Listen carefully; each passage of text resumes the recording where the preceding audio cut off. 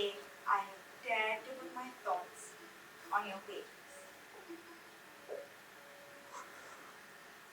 Wait a minute. How will people know what today is 100 years from now? 31st March 1948. 31st March 1948. Dear Diary, today is the first day I have dared to put my thoughts on your pages. Well, the real reason is that I'm using a fountain pen and I have to write something with it. But I don't think the world has to know that. I shall start by telling you why I suddenly created you and why I should tell you all my secrets.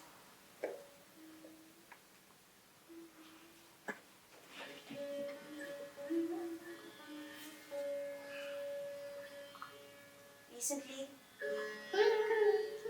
all my dreams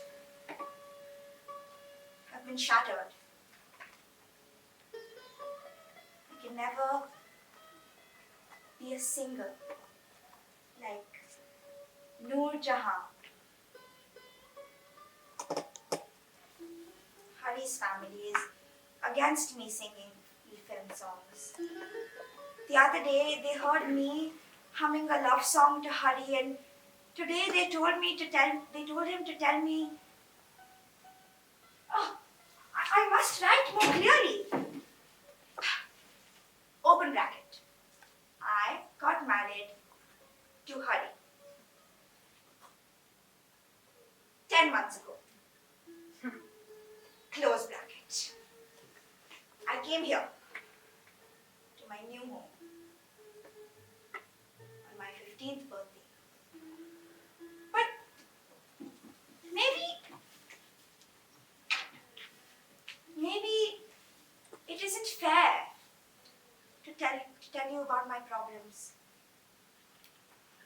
After all, I'm just a young girl who matters to nobody outside of her home. Maybe I should tell you about more important things. Like last year, a most terrible thing happened to our country. We gained independence. You should have seen it. Everyone was awake, waiting for midnight, like children waiting for the last bell of the last day, of the last class, of the last day of school, and then them running and shouting and fighting. My father fought for that hour, and he was happy when it came. He said he was happy they were rid of the Britishers. He also said something I didn't quite understand then. He said that they had let loose the dogs. I hated to think that he was talking about my friends, but that night in Hossainabad, in our ancestral home, when I heard them outside, I knew they were thinking the same of us, and I knew I was thinking the same of them. And as their voices grew louder and louder, I blamed them more and more for my father's absence. The stones came crashing in, one by one. My mother and I, we hid in the puja room. I could see the fire they were carrying reflected in the broken glass lying around us. I clung to my mother. My mother clung to the family idol of Lord Krishna, praying, not for us, but for the safety of my father, wherever he may be.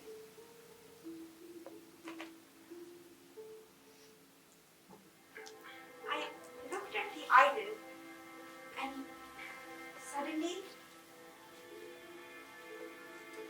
I had the most horrible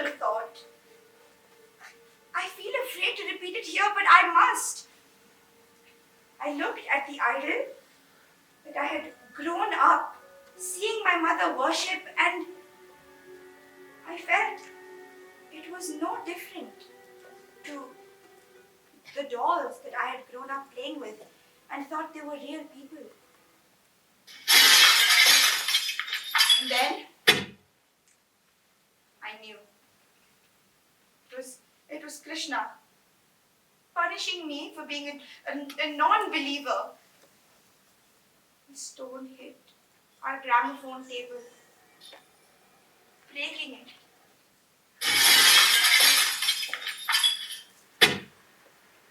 My entire collection of records broken, lying around like pieces of glass. The songs of love that I had learned to sing with Noor Jahan, Suraya, Shamshad Begum. These beautiful voices cracked.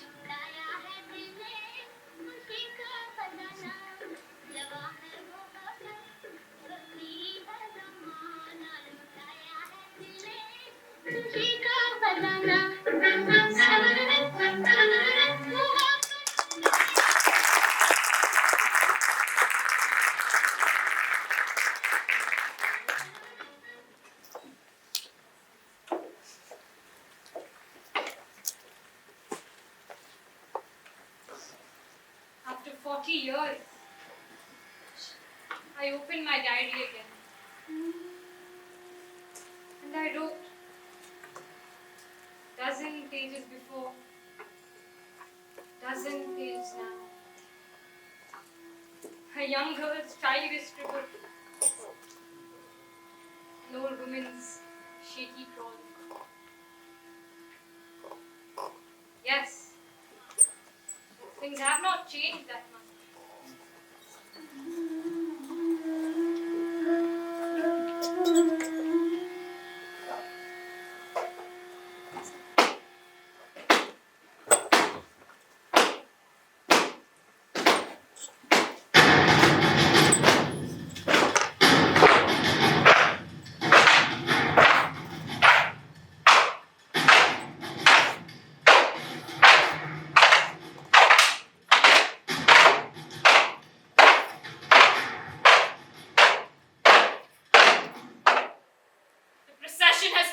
These lanes every year for 40 years! For 40 years! How dare they? For 40 years our chariot has moved to their mohallas! Why did they? Why did they today? How dare they? They broke our luck! They broke our chariots! And Felled our gods! Aha! This is our land! How dare they? It is in their blood! It is in their blood to destroy! Why should they? It could have been an accident. The stone that hit our god was no accident! The knife that slit the Pujari's stomach was no accident. Why should they? It could have been an accident.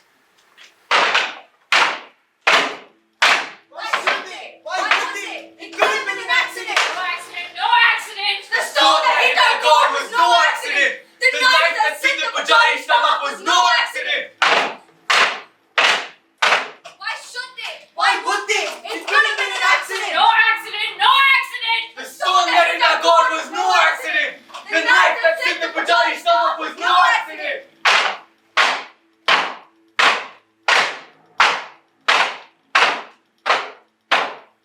Send them back. Send them back? Drive them out! Drive them out. Kill them. Send them back. Send them back! Drive them out! Kill them. Kill them. Kill Kill them. them! Kill them! Kill them! Kill them! Kill them! Kill them! Kill them! Kill them! Kill them! Kill them. Kill them!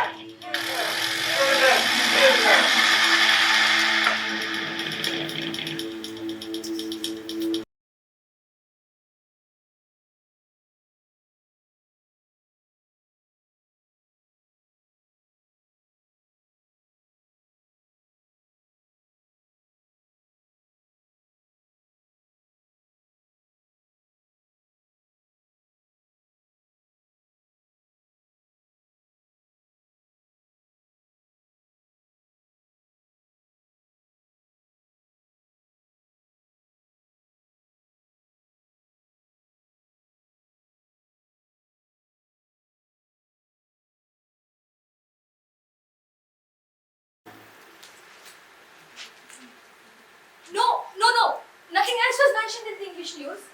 They only talked about the rut and the curfew is still on. Haven't they come? Yes, don't worry. I'll do it right away. I'll call them and I'll call you right back. Yeah. Who was that? Papa, the Sneem says the Muslims girls' hostel was bombed. What? I don't believe it. Was anybody hurt? It's true. She and the other girls are trapped inside. The matron has called the police, but nobody has come. I have to call the Sneem's parents in Jeepnagar and tell them to come and get her. Wait a minute. That wasn't a bomb. That was probably some chokra teasing the girls. She said it was a bomb. The matron has even called the police. Did she say it exploded? Was the building damaged? Did any part of it fall down? Oh, you can never get through when it's urgent. Smita, wait, I think your friend is overreacting. Papa, she isn't overreacting. How can you be so sure it wasn't a bomb? How can she be sure it was a bomb? If it had exploded, there wouldn't be pieces around. So it must have just smashed against the wall or broken a window, making a loud sound. Now you know how these things get started. Hello? Give it to me, I'll handle it. Hello? Hello, I'm calling from Amagaon. Yeah, we don't know each other, but you see, your daughter is my daughter's classmate, yes. Yeah, that's why we called, yes. Yeah. The colleges are still closed and the curfew hasn't been lifted, yes. Yeah, so we thought you might be worried. No, don't worry about her. They were just speaking on the phone. Everything is alright, yes. No, Tasneem is like our daughter. Yes. Please don't mention, please. You must visit us wherever you are in Amagaon. Mr. Noor Ahmed. Mr. Noor Ahmed, I'm Ramdeep Gandhi. Ramdeep Gandhi, yes. No connection with the father of the nation. I mean, it's just a common surname. I'm sure in your community as well. Hello? I think we were cut off. What cut off? You disconnected while you were talking to me.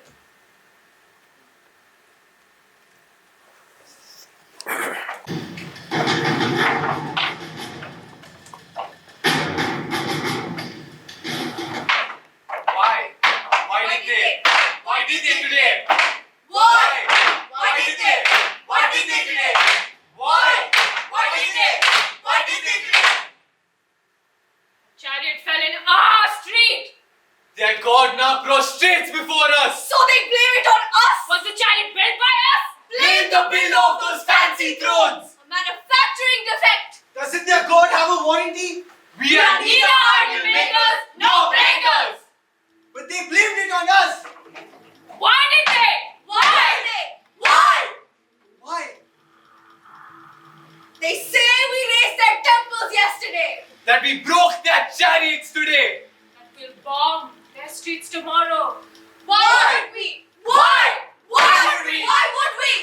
Why would we? Let them send us back. Well,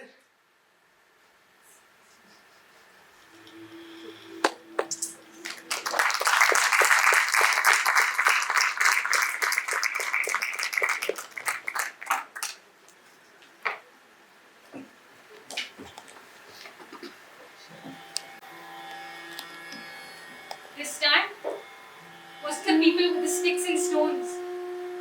Was those two boys. Those two boys who frightened me. Those two boys who were begging for their lives. Tomorrow they will hate us for it. They will hate us for protecting them. Asking for help makes them feel lower than us, I know. All those memories came back when I saw that pride in their eyes. That wretched pride, I know that wretched pride. It had destroyed my family once and I was afraid it would destroy my family again. They don't want equality. They want to be superior.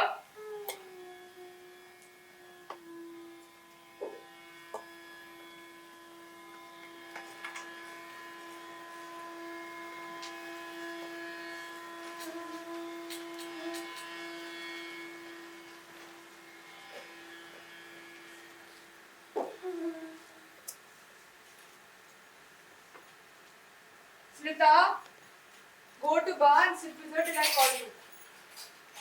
I think Ba will be fine. There's no need. She hasn't spent any time with Ba. She must want to be with her elders. Ba will ramble on about old times and bore her to tears. It's all right. I'll go.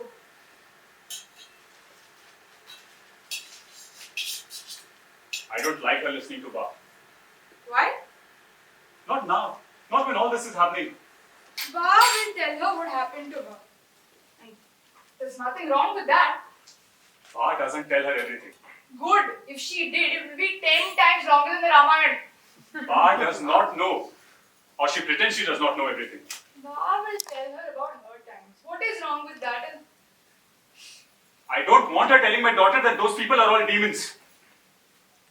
oh! What now? A lizard! It fell on the milk vessel. Then you put the lid on it. Yeah, it hasn't fallen inside, but still it's bad enough. Don't you dare throw it away. I just can't drink it now, knowing that ugly creature was so near it. You drink it. I will get some tomorrow for Smita and myself from Shantaben's house. I don't like the way you impose things on Smita. How will she learn otherwise? She will end up like you.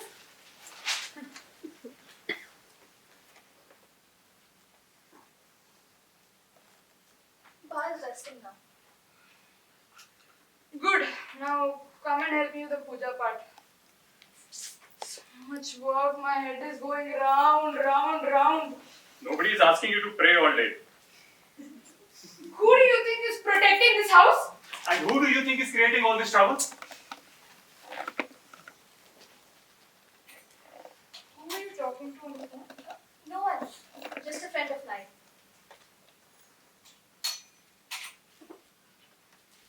Remember, always be pure in your mind and your deeds.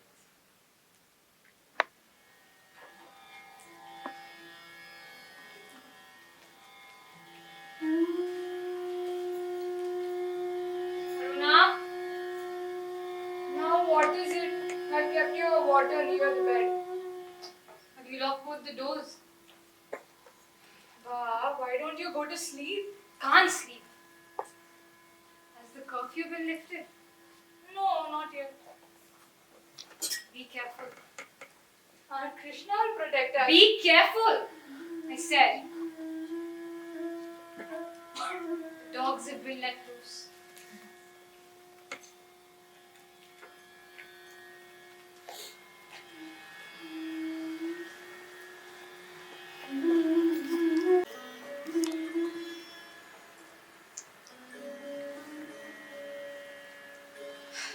That's all for you now, Daksha.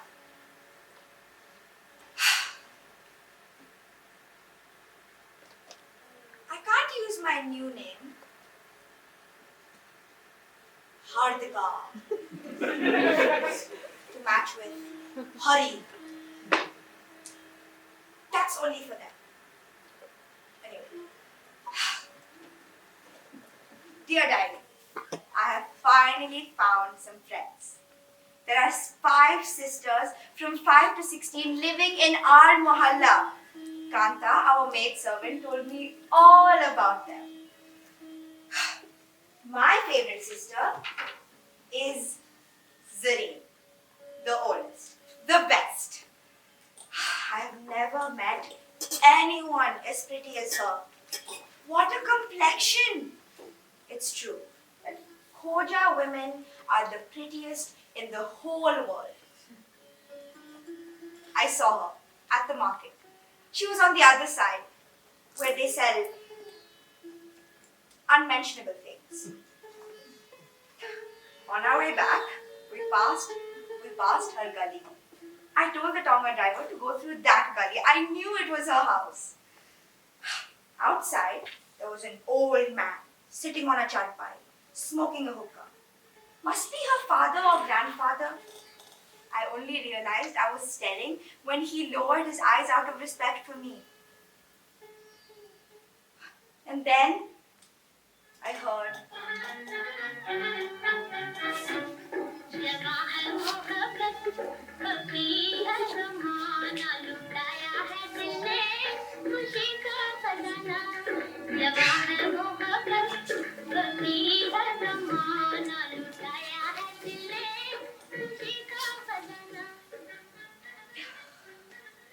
Faintly from the window above,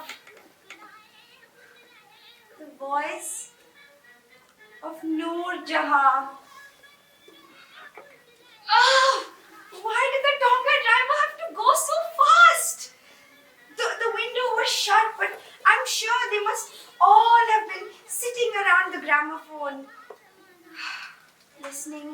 to my favorite song.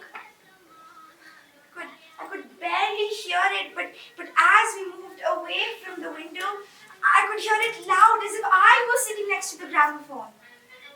The words I had forgotten came back to me and I sang out loud. I only stopped when we came to our door. When I saw my father-in-law. Why did they stay? This is not. They stayed to spy on us. Their hearts belong there, but they live on our land. They are a few. They can't do much harm. Time will tell who they are, whether they mean harm.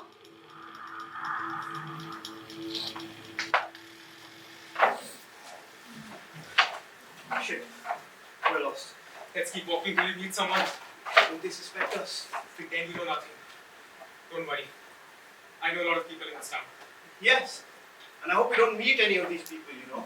Look! I admit I was wrong. What more do you want? Can't believe you didn't know what you were doing. You want to fight here? Okay, let's fight. Listen. I like you. You're my friend. Just promise me you won't meet any of these people again. Promise, now just shut up. Hey! Who are you? Realize, sir, perhaps you can help us. What are you doing here? We have to get to the bus terminus to catch a bus. To catch a bus? Chief Nagar, It's so dark. All the street lights are broken. smashed! Yes. There are no buses leaving tonight. They told us the curfew will be lifted today. What's your hurry to leave town? I just told you, we don't live in this town. Then why did you come here? Why do you want to know? We handle this, please. Answer the question! Well, we came to meet someone. We won't tell you. Search them!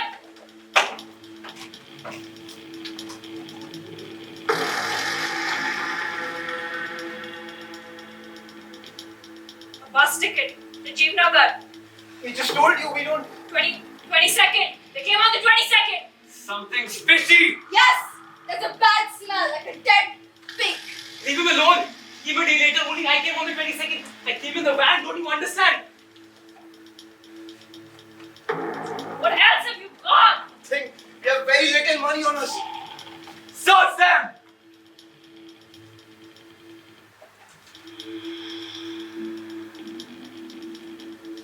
Aha! Look what he has. So you came in the van? No use to us of now. Oh no. Pray to a God you do not know. You Pray pray to for your nothing. daddy. You do not know his form, and you seek to destroy our gods. Drive them out. Kill them. Kill them. Kill them. Kill them. Kill them. Kill them.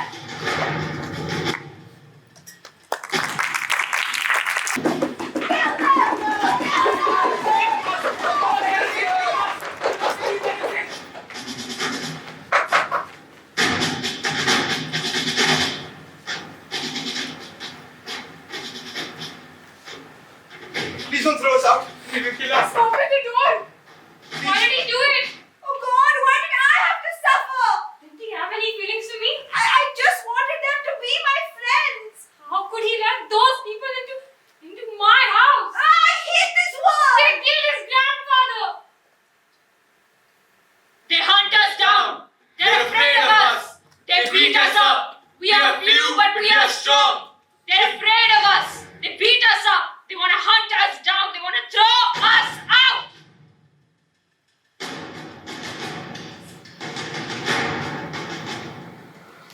Please don't throw us out. They will kill us. Open the door. Who are you? Don't listen to them. Please, please. Open the door. Call the police. Yes, call them, but they won't come. Throw them out. We'll kill them. Throw them out. We'll kill them. Throw them out. We'll kill them. Throw them out. We'll kill them. Yes, call them. Do you think they care? They will say we started all. They will lock us up, not them.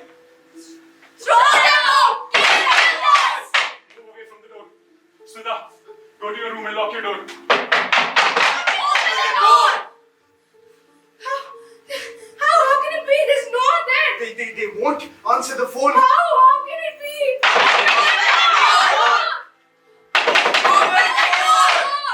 What do they want from you? They want to kill us, don't you understand? They must have done something wrong. Believe me, we haven't done anything. Please don't, we beg of you. Open up or we'll break your door. Yes, we'll break your door. No!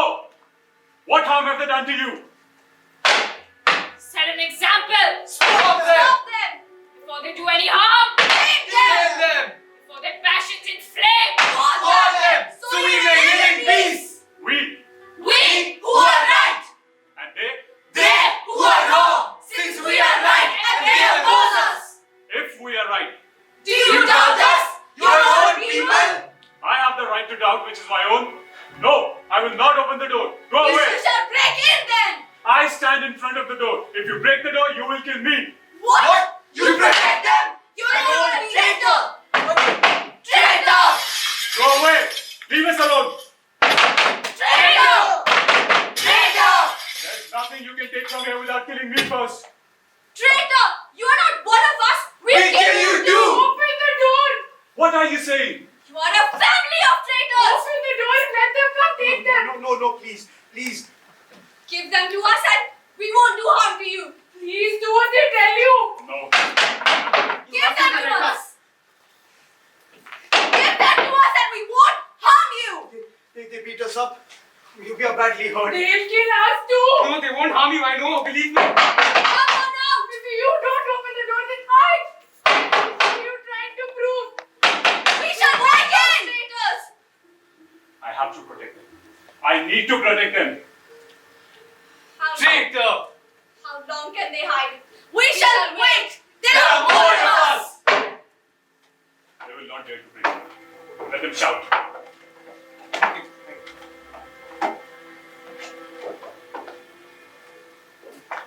I didn't like the one called Javed. The moment I saw him, I knew he was no good. And the other one was far too quiet and much too polite. What was he thinking? Of us? That we were all the same. Javed, he didn't think. I hated him.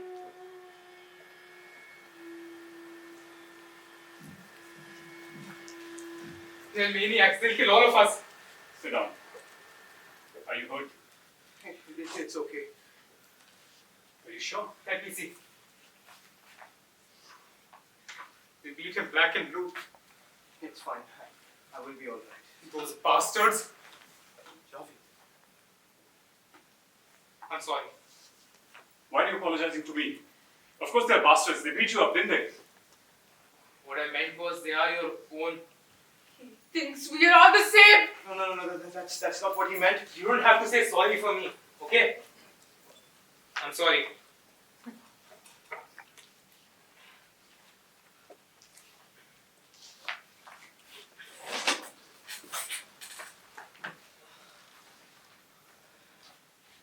Where are you from?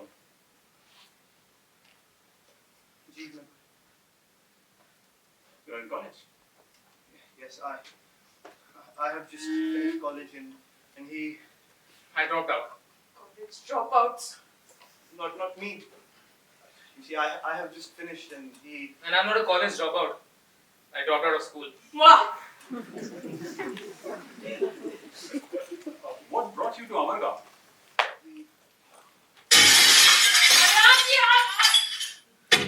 Why do you bring so much trouble on our heads? What do you want me to do? Throw them out so that they'll be butchered? I don't know. I think we can at least try and be civilized. Of course. So bring them a glass of water.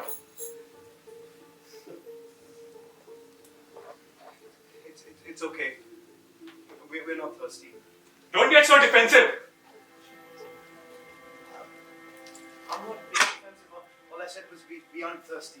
How dare you suddenly join forces in my house? I don't understand. You have finished college, while your friend has dropped off school. You made that distinction very clear, didn't you? Only because we were being clubbed together.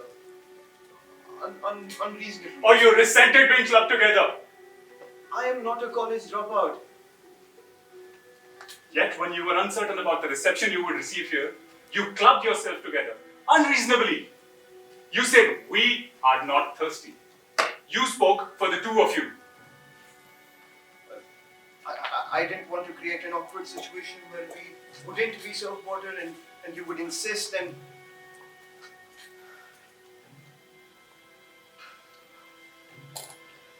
No, you're right. I was being defensive. I'm sorry. I'm not thirsty.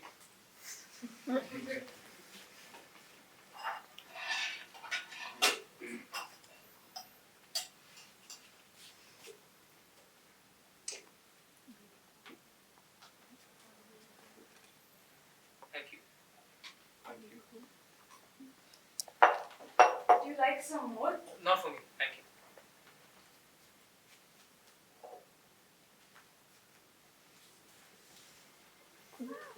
So, what brought you to Amarga? We came to meet a friend. When you knew there's a curfew? We came before the curfew. Much before. Ah. So you've been in town for quite some time. Over a week?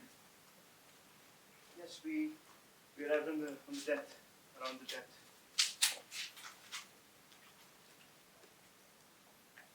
And what were you doing at this time of the night? You don't go near them. They might have knives. We have nothing on us. Those thieves took whatever money we had. Oh, did they?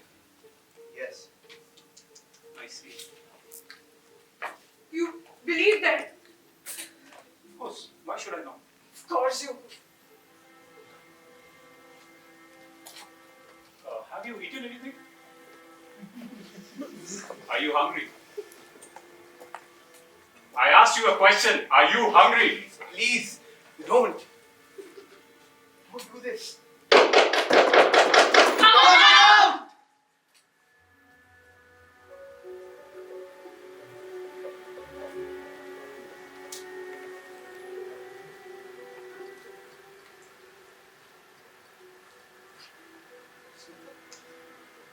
Hello, Bobby. Hello, Javed. Throw them out! Throw them out! Throw them out!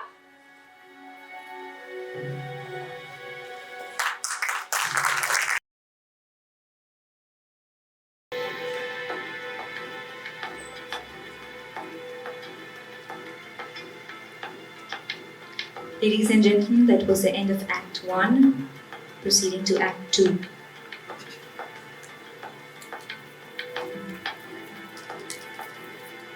Has no decision been taken?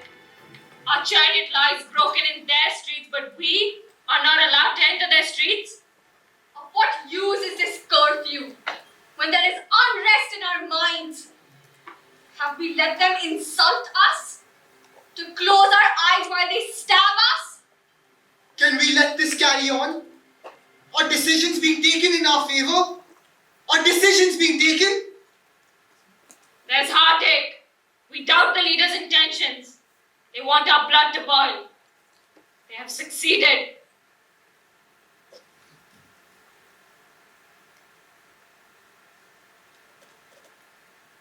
You know them? I know who they are. Why didn't you tell us? I was too confused. Where did you meet them? In college. Well, yes. What does that mean? Studies from now on, you can see at home. Where did you meet them? I just told you. But they are not from here. What were you doing in your neighborhood? Let me explain. No! Oh, for God's sake, tell us how you know these boys. Why am I being asked all these questions? I recognize two boys and this is what you do. This is Javed, this is his brother. And this is Bobby, this name's fiance. So was it Javed's father I spoke to on the phone? It must have been. You spoke to my father. When? Why didn't he tell me that his son was in town? To pick up the sleep? I don't know. Smita, there's something you're not telling me. Look, all I know is what I have seen. Bobby comes to college quite often to meet the scene. They used to go out quite often. There's no harm in that. They're going to get married anyways. There's no harm in that. And Javed, I have only seen him once. When I dropped the same off to a hostel. He was standing there waiting for her. She told me later on who he was. That's all. My father didn't tell you about me because he didn't know where I was. I don't live with my parents. Ask them what they were doing here in our neighborhood. We got lost. I don't believe them. You don't stay with your parents, and yet you come here to see your sister. I can still love my sister. We do love our own brothers and sisters, you know. That's not what I meant. We do love our own blood. And like you treat your own like shit which can't be done. I'm sorry, that's he can be a little crude sometimes. That's not what he meant. Who gave you the right to criticize us? We who have given you protection. From whom? Yes, madam, thank you for your protection. Right, now if you will just... So, can we please take a little while longer, Jay? Yes, of course. It is dangerous for you to leave our house now. You can spend the rest of the night here if you wish, and I will drop you to the bus stop tomorrow morning.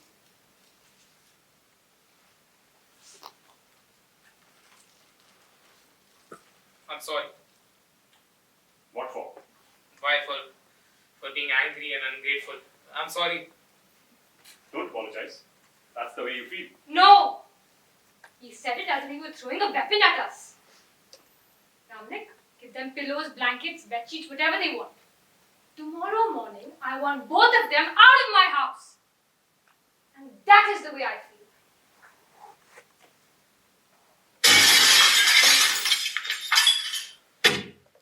Those are your own people. No, they're not. Traitors! Aruna. Wow. Where were our own people when we needed them? My father died in Hussainabad soon after partition.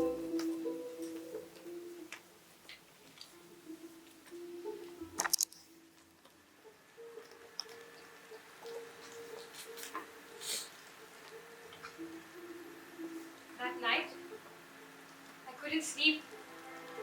I listened. I was angry. How was Ramnik so blinded by his ideas? How could he offer that boy a job? Job in our shop? How did he know that they were innocent? Couldn't he see that there was more violence in that boy's eyes than those stone throwers' threats?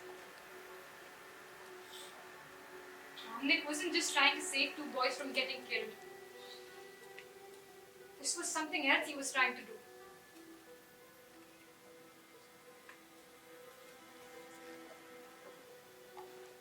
You must not mind Ba.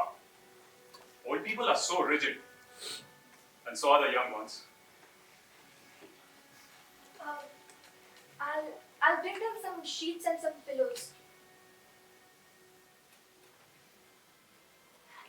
I'm sure those crowds will go home in a short while. If you're hungry, I could offer you some milk. I think there's only a little left for the morning tea, but We don't want to impose We already have. any further. please, I insist you take it. Perhaps the offering could have some symbolic significance.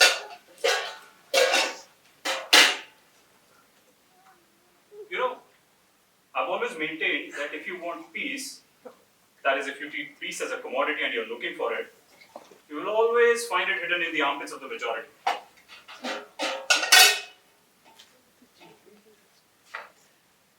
Please.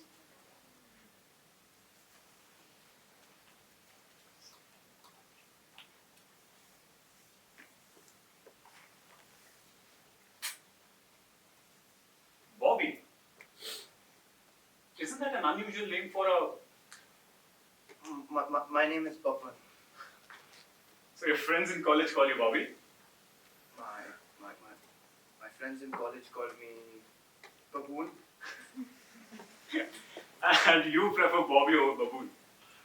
Yes. Now that I'm out of college, I might change it back to Papan. It must feel good What?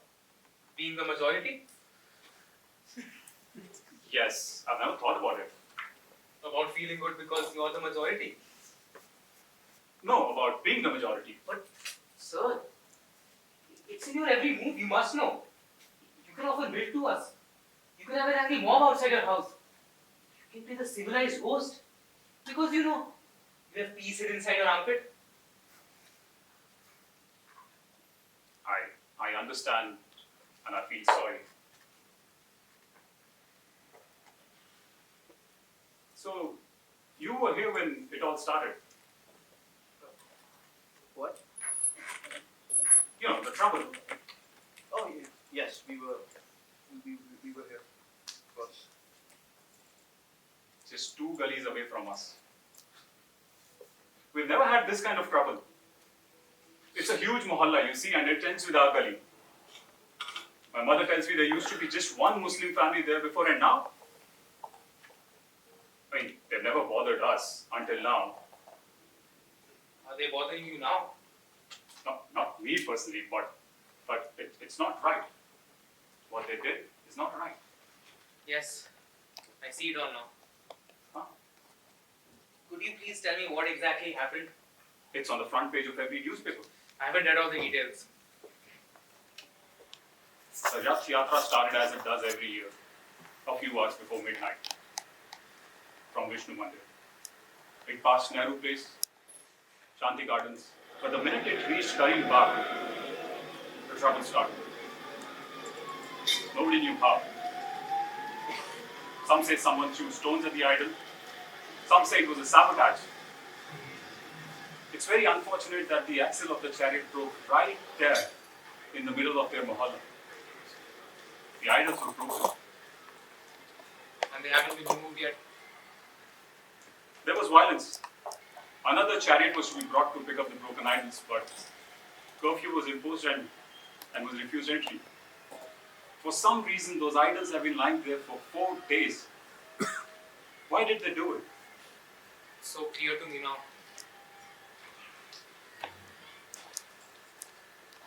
Javed, I'm sure everything will be alright. The items will be removed, coffee will be removed, and we can all go home. There were rumors that a pujari was killed as well, but nothing was mentioned in the news.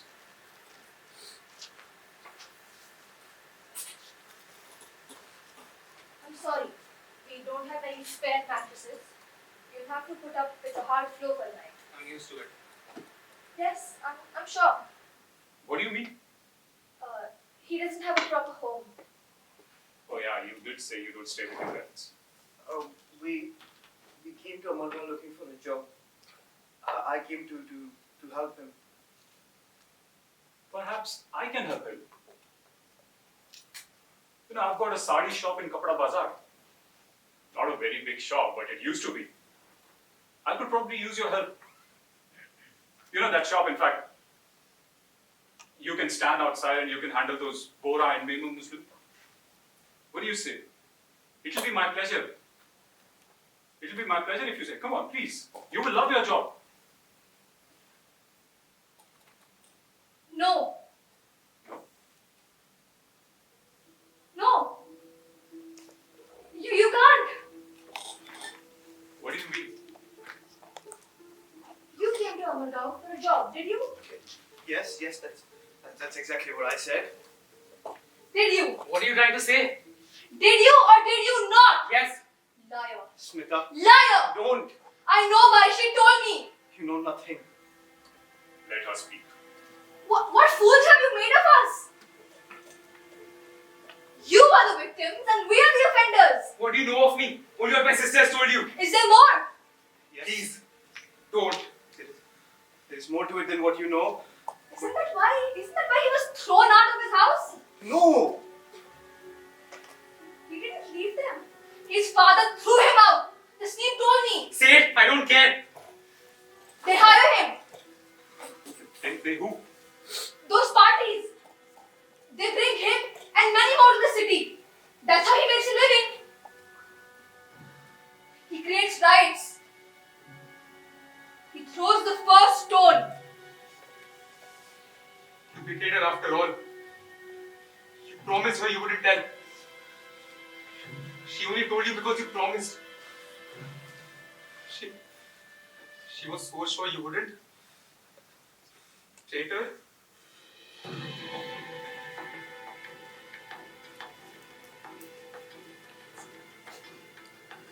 I had him. I almost had him.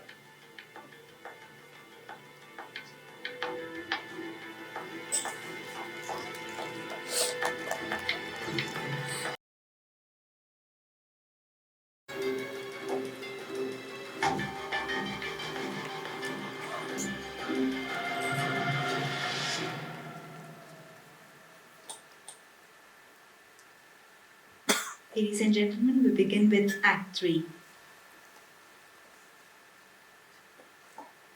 Should we be swallowed up so they cannot recognize us? Should we meld into anonymity so they cannot hound us? Lose ourselves in a shapeless mass? Should we? Can we? A drop of oil cannot merge with an ocean of milk. One reality cannot accept another reality.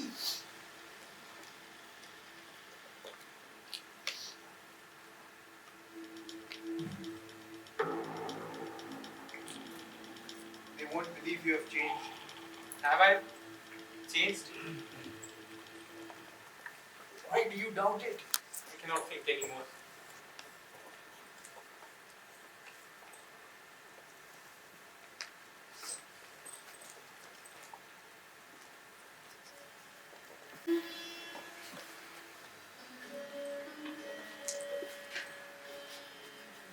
The world may change, but Gachu and Wag remain the way they are.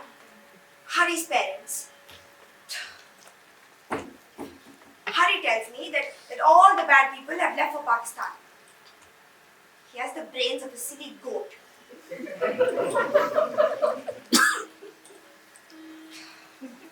He wants to leave college and join his father in the cloth mill. This seems to please his parents, and that seems to please him all the more. I must talk to him and tell him that he must stay in college and enjoy his days. Not that the world will miss another great scholar, but at least I can know more about what's happening with young people nowadays. There must be someone who's worried about the country's future. They can't all be lazy and brainless like Hari.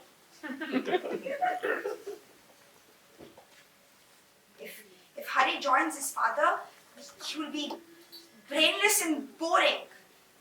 The only time he will speak intelligently will be when the community people come to collect donations to build temples and celebrate festivals. They will sit on the steps while he asks them various questions about the sadhus and sants whom he is sponsoring on tours. Then he will feel like he is somebody, a complete human being. His whole day of money making will have meaning for him. Don't blame him for wanting to leave college. Anyway, now the important news. Kanta tells me that Zareen's family is in trouble. Her father's dry fruits and mithai shop caught fire a few months ago. Nobody knows how the fire started. He lost thousands of rupees. Now the family is in financial trouble. This is what Kanta had told me. My father-in-law has offered to help him by letting him come to his mill. But for some reason he's refused to work for my father-in-law. Some sort of pride, I suppose. Anyway, I hope he does come. It'll suit me fine. I can walk into their home and the whole family will treat me like a Sethani. I can demand that she be my friend. I can listen to all her gramophone records as much as I want to. But I know Hari's father. He'll never help him. I can only hope.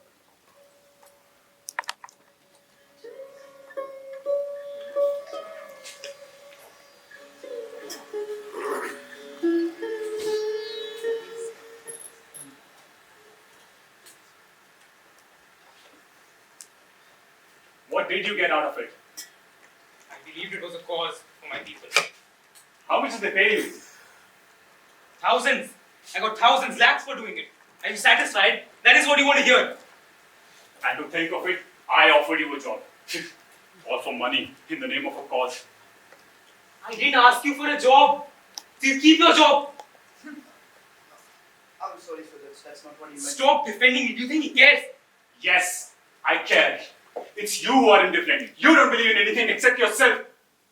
I believe in myself. Yes. What else have I got to believe in?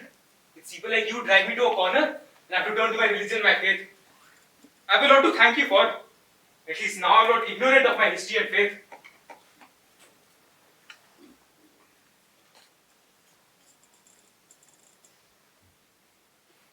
I care.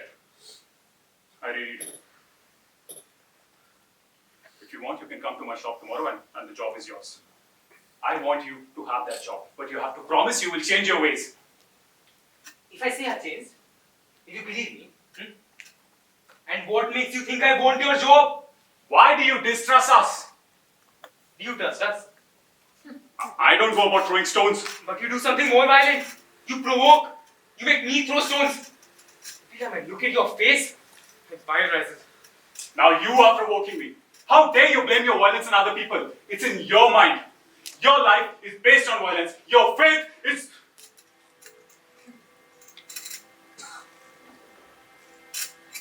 Now you say you don't provoke me. I'm sorry. Oh, don't be. That is the way you feel. Why must I defend myself to you? You are a criminal, and it does not matter how much you try and attack me. You cannot justify yourself being a right trouser. Do you understand? You scum. If I'd known what you had done, You would have let the mob kill me? And you would have minded if he died as well? You don't hate me for who I am or what I do. You hate me because I showed you that you're not as liberal as you think you are. That's what things are outside now. Come back. They will return. let him go. You stay. You will leave tomorrow. I don't believe a word he says. He's just a higher hoodlum. How can I let him stay here knowing... Javed, come back. I'm taking a walk. I need some air.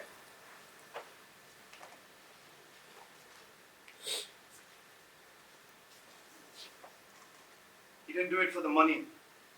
They didn't hire him. He volunteered. Doesn't that make him even more repulsive? No, it doesn't. I don't think he will ever change.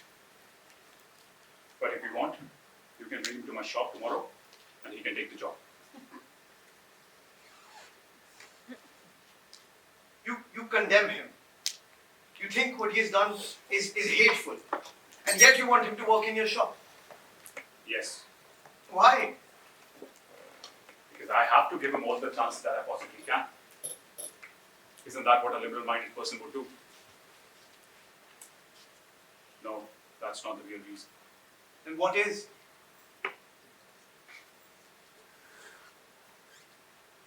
How long have you known him?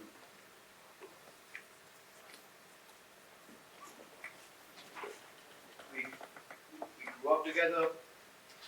We went to school together. Pardon me for saying this, but if you find his actions repulsive, then you are also partly responsible. I, responsible for actions of that pathetic boy. He has changed, believe me. I don't want to defend him. If I defend him, you will say, aha, we know why he's saying all that. Pathetic. At one time, in school, he was the hero. Smart and cocksure. You take his anger and attitude very seriously, don't you? Should I not? It's funny how you can be emotional and irrational and yet appear smart and intelligent and be taken seriously. Because you're convinced that you have all the answers. And you urge people to accept your convictions, and they do.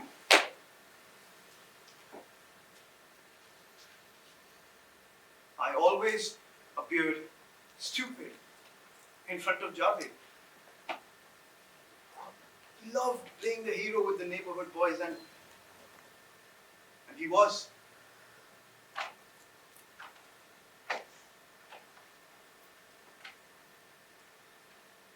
A minor incident changed all that.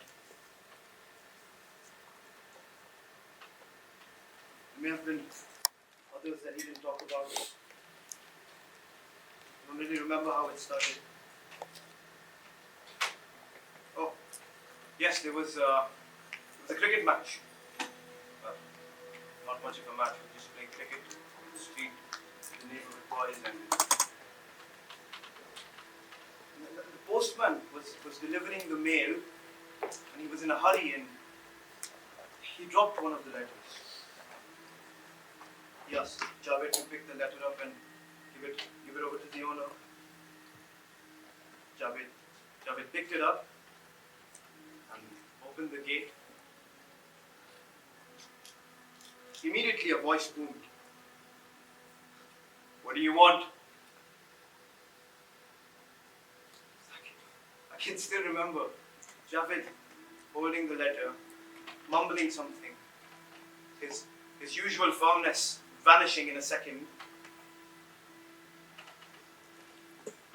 "Leave it on the wall," the voice ordered.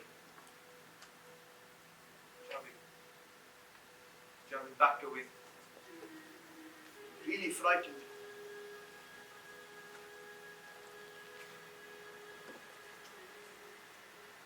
We all watched as the owner came out with a cloth in his hand. He wiped the letter before picking it up. He then wiped the spot the letter was kept on, and he wiped the entire gate.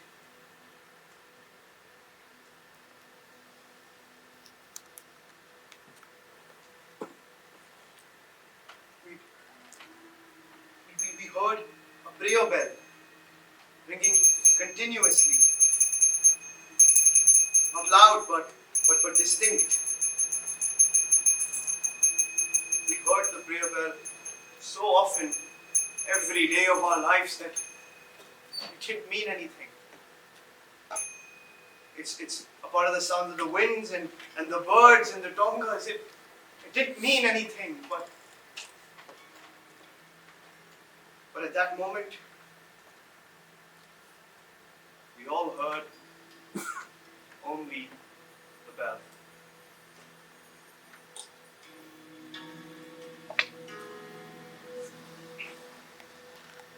The next day, the neighbor came out of his house, screaming on our streets, yelling at our windows.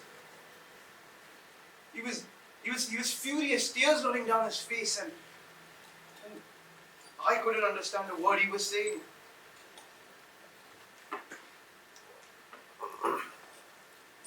But I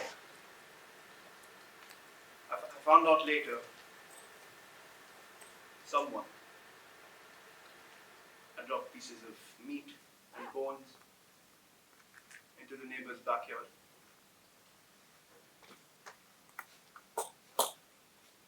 I didn't speak to Javed for months after that. For months, whenever we played cricket, we'd hear the bell and we'd remember the incident, and we all avoided looking at Javed. And to Javed, he was, in his own eyes, no longer the neighborhood hero.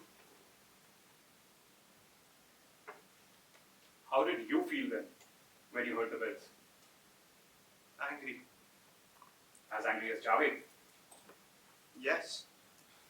Yet you didn't throw meat into neighbor's backyard.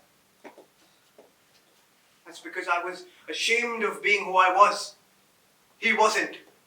Ashamed? Yes, like being apologetic for being who I was. For thinking that I could become superior by not belonging.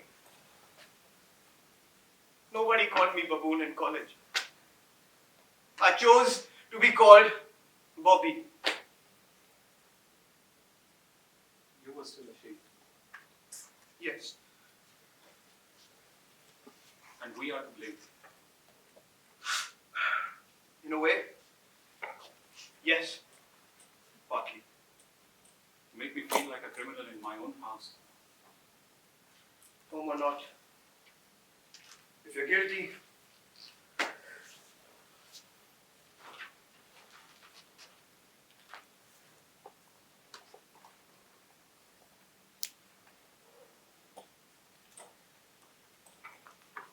We're not very different, are we? I'm sorry.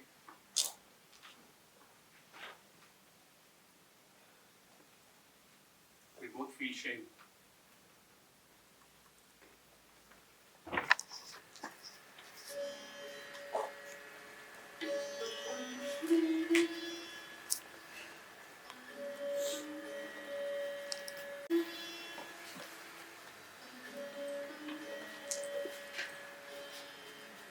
The world may change, but Gachu and Wag remain the way they are. Hari's parents. Hari tells me that all the bad people have left for Pakistan. He has the brains of a silly goat.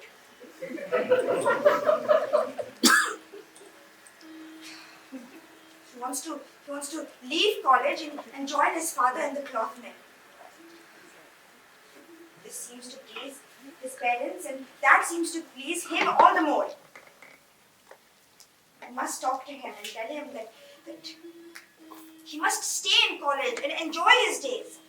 Not that the world will miss another great scholar, but at least I can know more about what's happening with young people nowadays. There must be someone who's worried about the country's future. They can't all be lazy and brainless like Hari.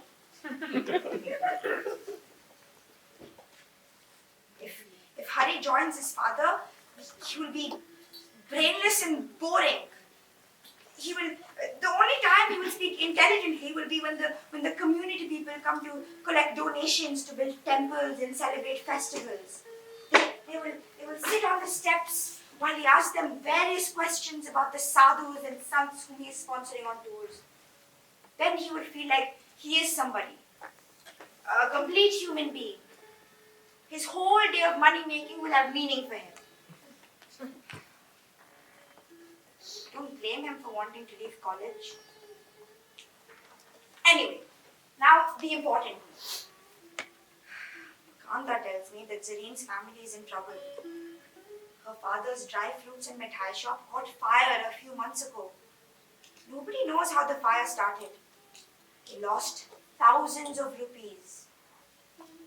Now the family is in financial trouble. This is what Kanta had told me. My father-in-law has offered to help him by letting him come to his mill. But for some reason he has refused to work for my father-in-law. Some sort of pride, I suppose. Anyway, I hope he does come. It'll suit me fine. I can walk into their home and the whole family will treat me like a Sethani. I can demand that she be my friend. I can listen to all her gramophone records as much as I want to. I know Hari's father. He'll never help him. I can only hope.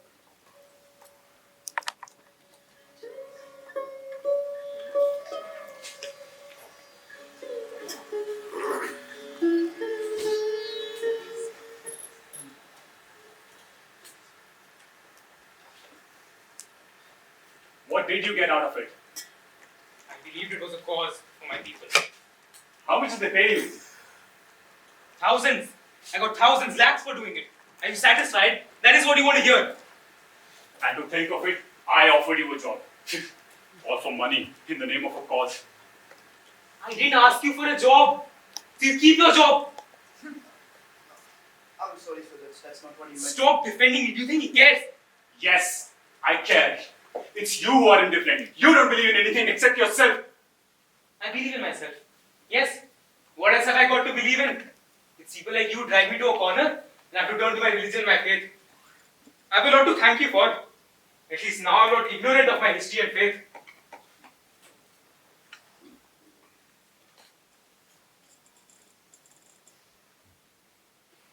I care. you want, you can come to my shop tomorrow and the job is yours. I want you to have that job, but you have to promise you will change your ways. If I say I changed, will you believe me? And what makes you think I want your job? Why do you distrust us? Do you trust us? I don't go about throwing stones. But you do something more violent. You provoke. You make me throw stones. Every time I look at your face, my bile rises. Now you are provoking me. How dare you blame your violence on other people? It's in your mind. Your life is based on violence. Your faith is...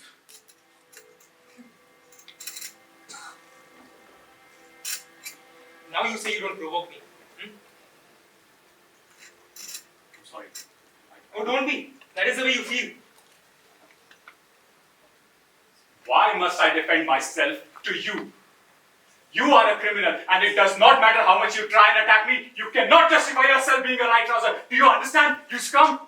If I had known what you had done, You would have let the mob kill me? And you would have reminded if he died as well? You don't hate me for who I am or what I do. You hate me because I showed you that you're not as liberal as you think you are. There's no danger outside now. Come back. They will return. let him go. You stay. You will leave tomorrow. I don't believe a word he says. He's just a higher hoodlum. How can I let him stay here knowing... Javed, come back. I'm taking a walk. I need some air.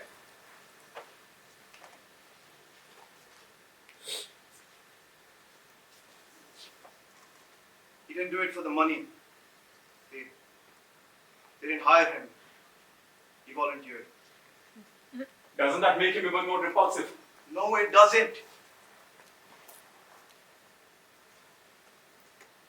I don't think he will ever change. But if you want, you can bring him to my shop tomorrow and he can take the job. You condemn him. You think what he has done is hateful. And yet you want him to work in your shop. Yes, Why? because I have to give him all the chances that I possibly can. Isn't that what a liberal-minded person would do? No, that's not the real reason. Then what is?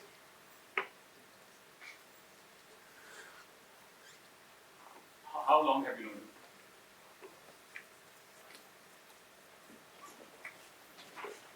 We grew up together. We went to school together. Pardon me for saying this, but if you find his actions repulsive, then you are also partly responsible. I, responsible for actions of that pathetic boy. He has changed, believe me. I don't want to defend him. If I defend him, you will say, aha, we know why he's saying all that. Pathetic. At one time, in school, he was the hero. Smart and cocksure. You take his anger and attitude very seriously, don't you? Should I not? It's funny how you can be emotional and irrational and yet appear smart and intelligent and be taken seriously.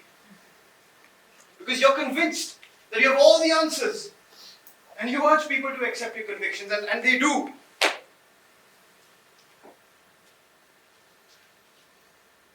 I always appeared stupid in front of Javed. He loved playing the hero with the neighborhood boys, and he was.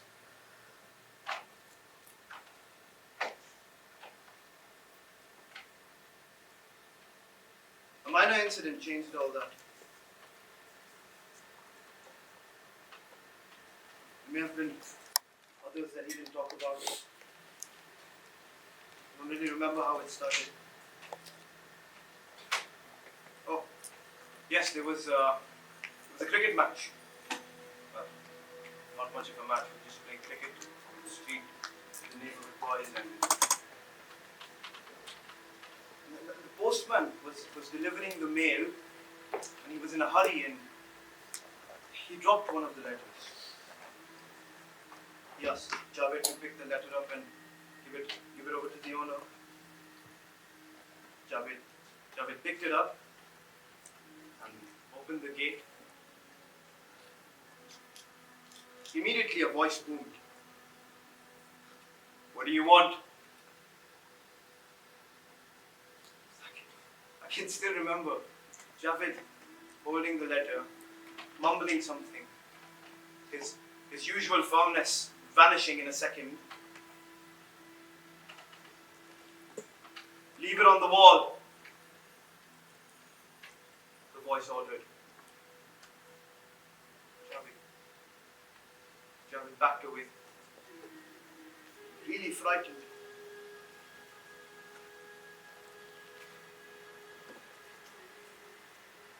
We all watched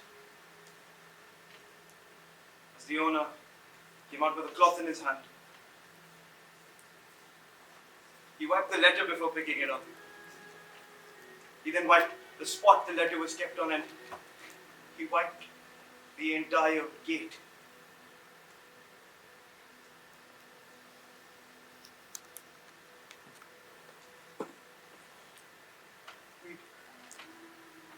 We heard a prayer bell ringing continuously.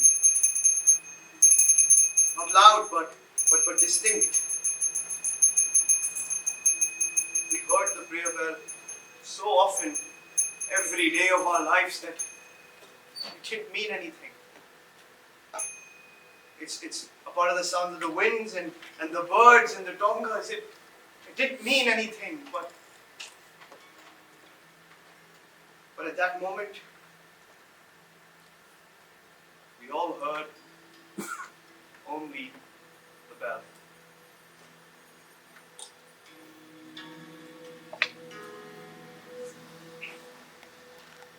The next day, the neighbor came out of his house, screaming on our streets, yelling at our windows. He was furious, tears rolling down his face, and I couldn't understand a word he was saying.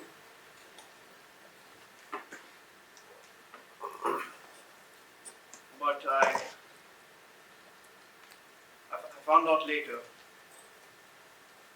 someone had dropped pieces of meat and bones into the neighbor's backyard. I didn't speak to Javed for months after that.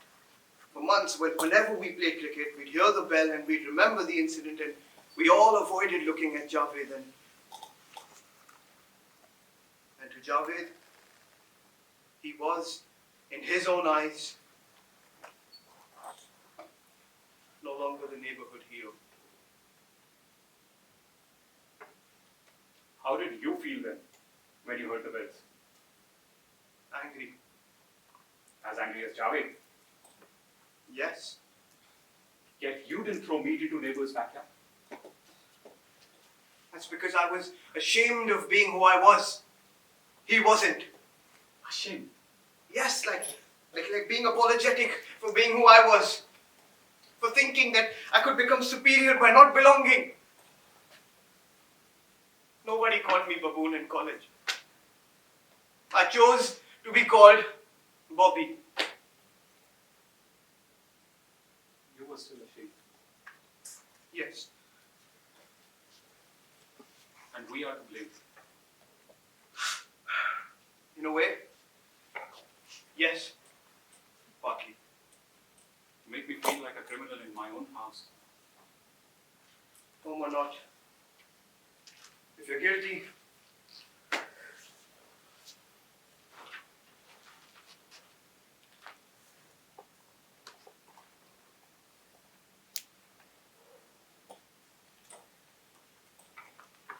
We are not very different, are we?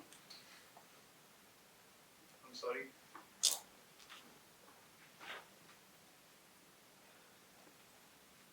We both feel shame.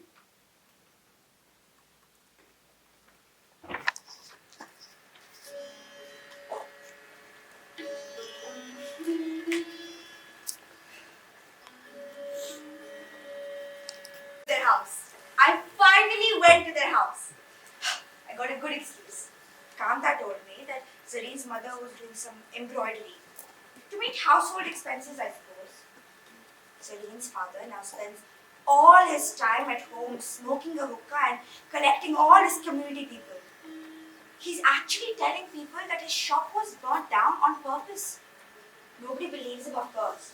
He has no proof. Apparently, before Hari's father had refused for the job, Zareen's father had asked Hari's father for a job. But then, why did he refuse to work for my father-in-law? Some kind of pride, I suppose. Anyway, I can't really feel sorry for them if he's going to blame his misfortune on others. Sure. I told Kanta to wait in the Tonga while I went inside.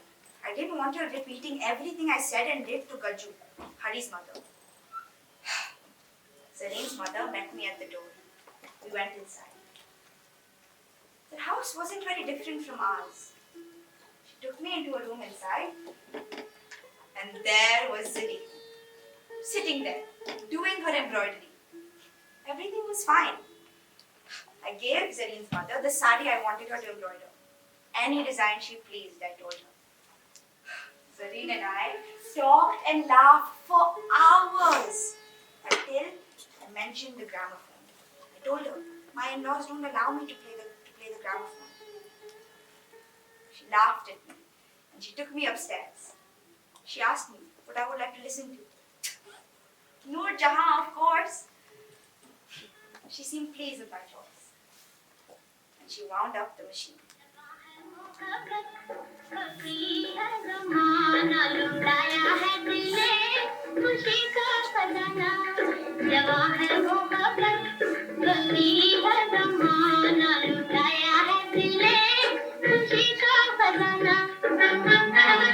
Celine and I danced and sang for hours. Every now and then, our eyes would meet and we would smile at each other as if we stopped singing, Noor Jahan would stop singing for us. I danced a little and spun across the room and leaned against the window, looking out into the bright sunlight like the heroines do in the talkies, waiting for a coil to cuckoo along with me for the rest of the song. Instead, I saw Kanta. Disapproval.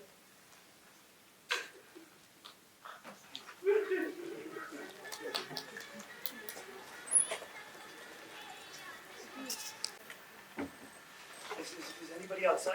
No. Good, then maybe we should leave. Yes. Where will you go? We'll spend a few hours at the bus stand. I'm sure there'll be buses leaving in the morning. And we will go back. To our hole. And talk. I don't want it. You can't leave. There seems to be nobody outside, so... There's one thing I cannot forget. What's that? That you are a criminal and I cannot allow you to just leave. You have no proof of anything. What do you want to do? Turn you over to the police.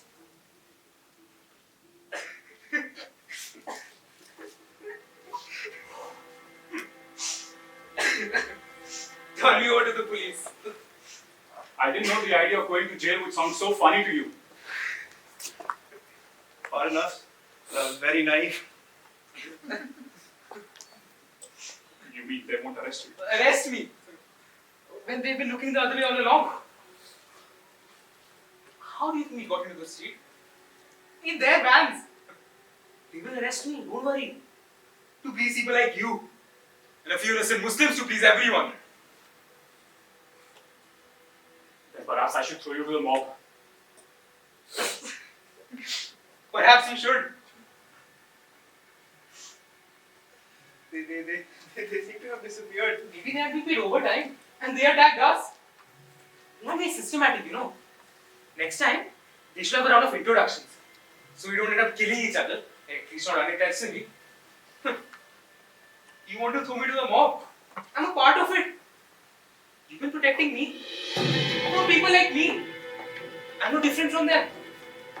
No different, you hear? I You were there doing only on a different street. I was there on that street. When the Rath Yatra came and I did precisely that. I shouted. I had permission to do exactly what had been asked not to do all my life. To raise my voice in protest. To scream and shout like a child on a giant wheel in a carnival. The first screams are of pleasure, of sensing unusual freedom. And then it becomes nightmarish. As the world is vaporing and you're moving away from it, and suddenly you come crashing down. Now you want to get off, but you can't. You don't want it anymore. It's the same feeling repeated over and over again. You scream with pain and horror, but there's no one listening to you. Everyone is alone in their own cycles of joy and terror. The feelings come faster and faster. They confuse you with the blur created by their speed. You get nauseous and you cry to yourself, why am I here? What am I doing here?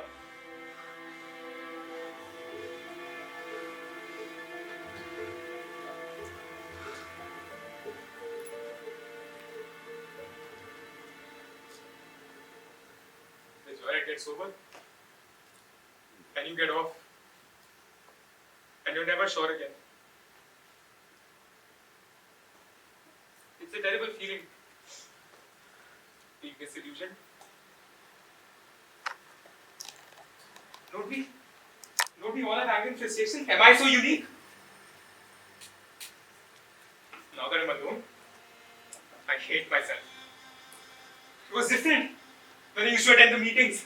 I was swayed by what now appears to be a cheap sentiment. They always talked about motherland and fighting to save our faith, and how we should get 4 of theirs when we 1 of ours. Baban, he never came to any of these meetings. He was busy trying to forget his faith. That is why I never listened to you. When you told me that they were using me, I never believed you because you disliked anyone who talked about religion. Even that night, when I told you I was coming to Amargaon, you tried so hard to talk me out of it. They weren't just hired hoodlums. How did you know? I just felt it. Anyone could tell. Yes, anyone. Except someone as blind as me. On the bus, there are at least a dozen of us. Of them. It's so simple, isn't it? Anyone sitting at home, sipping tea, reading the newspaper, will say that it is obvious that a minority would never start a riot. We are too afraid. That it had to be politically motivated. Try telling that to 1,000 devotees, swayed by their own religious fervor, united by their fantasies of persecution, constantly reassuring themselves that this is their land, we're taking our possessions. Anyone could tell. Not when he has his own delusions as well. Delusions of valor and heroism, of finding a cause to give purpose to his existence.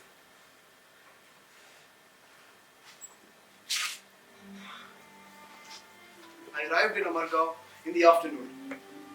I went straight to Tasneem, hoping you would have contacted her. I had to stop you. We arrived in Karimbagh minutes before the Rath arrived.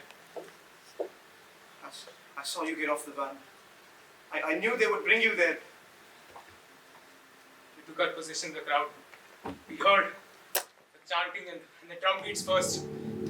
Faintly at first, like the droning of bees around a hive. The humming grew louder until I could actually hear what they were saying. Something broke. Something snapped in me.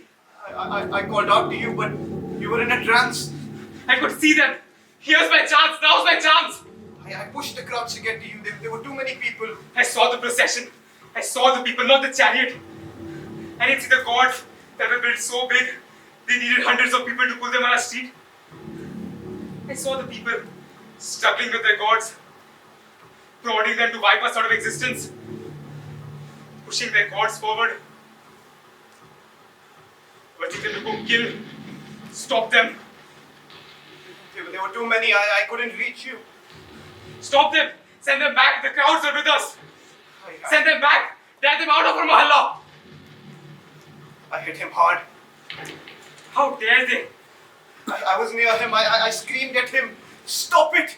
He was insane. I shouted at them, I abused them! Nobody could stop him. More people joined in throwing stones. I hit them hard with stones. He was possessed. And then I felt something else in my hand. Oh no. He couldn't.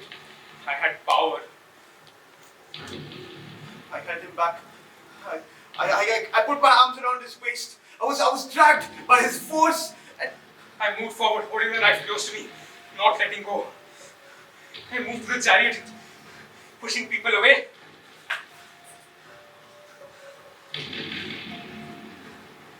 And I saw him.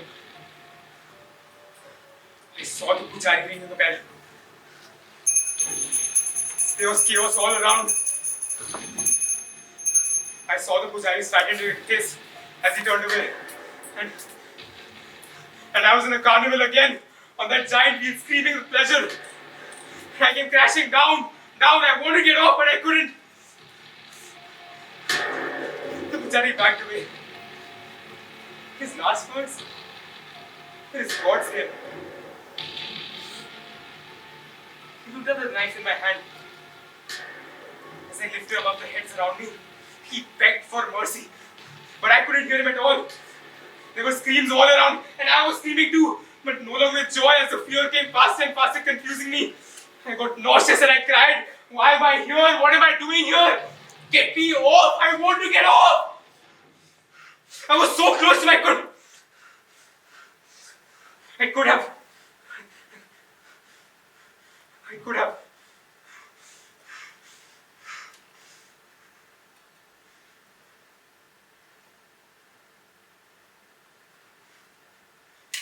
I let go of the knife.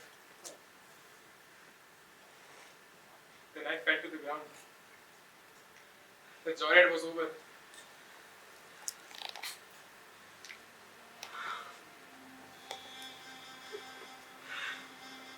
I watched them fighting, distorted faces, not making a sound.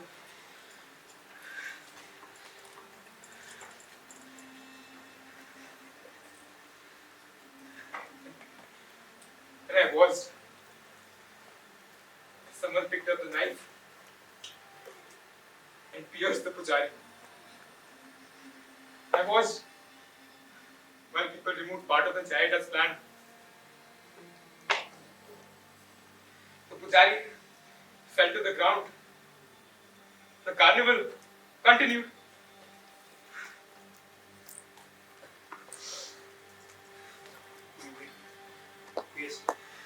We escaped in the panic and confusion. I pulled him aside as the chariot began to keel over.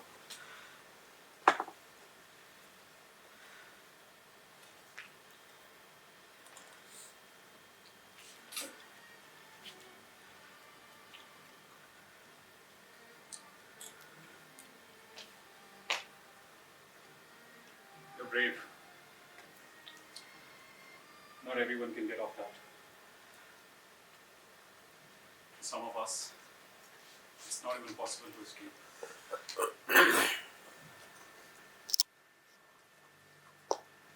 What must we do to become more acceptable? Must we lose our identity? Is that what they want? Must we tolerate more? Does our future lie in their hands? Is there anyone more unsure, more insecure than us? Oh, what a curse it is to be less in number.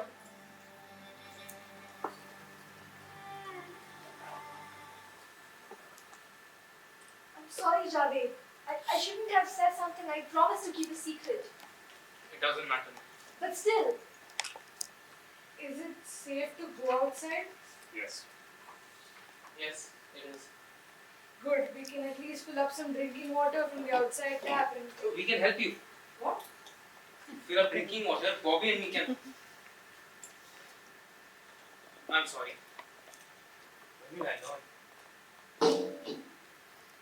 Come, let's go.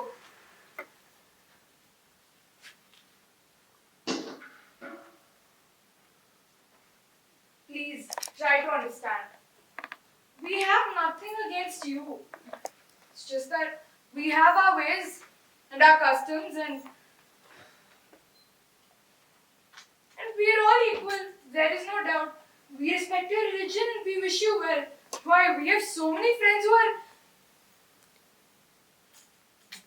Even Smita has so many friends who are not... All religion is one. Only the ways to God are many. I was not being funny. All religion is one. Only the ways to God are many. I used to say that to you. I can also laugh at you. Oh, you don't have to. I'll do that for you. Ha ha. Mommy, I want to fill up water and go back to sleep. We don't allow anyone to fill our drinking water. No outsiders. Please. We bathe our God with it, Smita. It must not be contaminated. You are making it worse by explaining. But that is the real reason. So there is no need to feel offended. No. Not at all. How we feel in our house is our business. If they cannot respect it, then we must learn how to tolerate it. Yes, of course, we understand. When I can't tolerate it, how can they?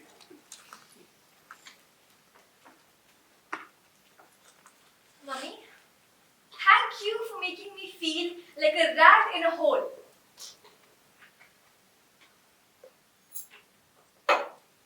What makes you think that you have all the answers?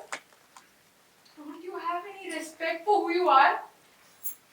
I shudder to think what will become of your children. What sanskar will you give them when you don't have any yourself? It's all very well to have progressive ideas, but are you progressing or are you drifting? God knows. I don't want all this violence. How can I when I won't even harm a goat or a chicken? But to throw everything away? Just like that? No, doesn't it mean anything to you? For generations we have preserved our sanskar because we believe it is the truth. It is the way shown to us by our saints and we must know no other path. I will not have it all perish to accommodate someone else's faith. I have enough faith in God to see that it doesn't happen. I shall uphold what I believe is the truth. It is the truth only because you believe in it. No, I will not accept that. Not from you. Why not? I will not. You have to face it. You have to admit that you are wrong. You cannot tell me that I am wrong. Why not? Because I will not accept that from someone who is not proud of her inheritance. You cannot criticize what you are running away from. You will be prejudiced.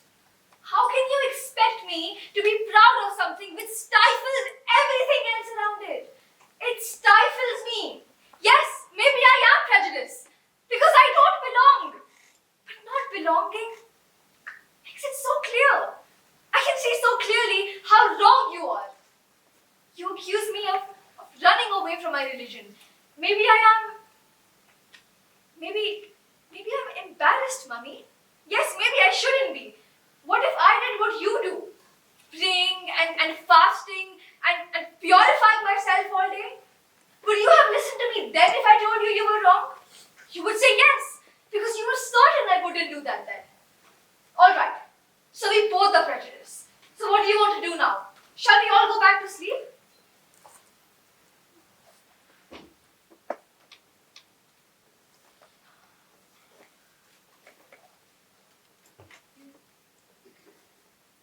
You said it stifles you. What?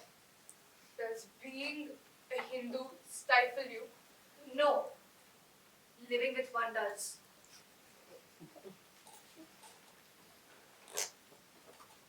I never felt like that. I have always taken pride in my religion. I never felt that my mother was stifling me. In fact, I was happy that knowing that I was protected. I grew up listening to stories of our gods and how they slew the demons to protect the good people of our land. I was happy. I was thankful to my mother for showing me the path of truth.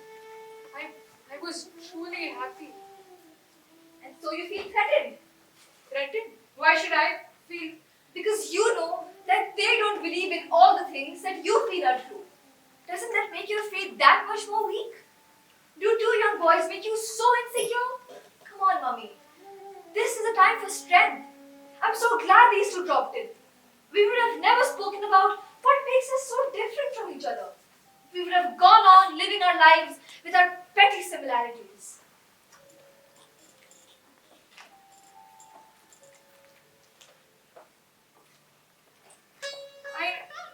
I never knew I stifled you.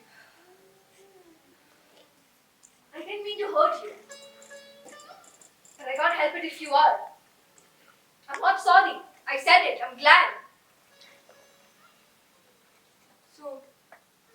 So, where do we go from here? You can do whatever you want. But don't expect me to be a caretaker of something I don't want on my back.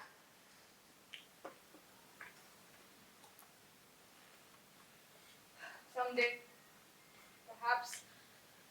perhaps when you're older, Perhaps, or maybe you've been unlucky. Yes, it is my karma, but I will keep trying. Don't! Don't try so hard. You're breaking me.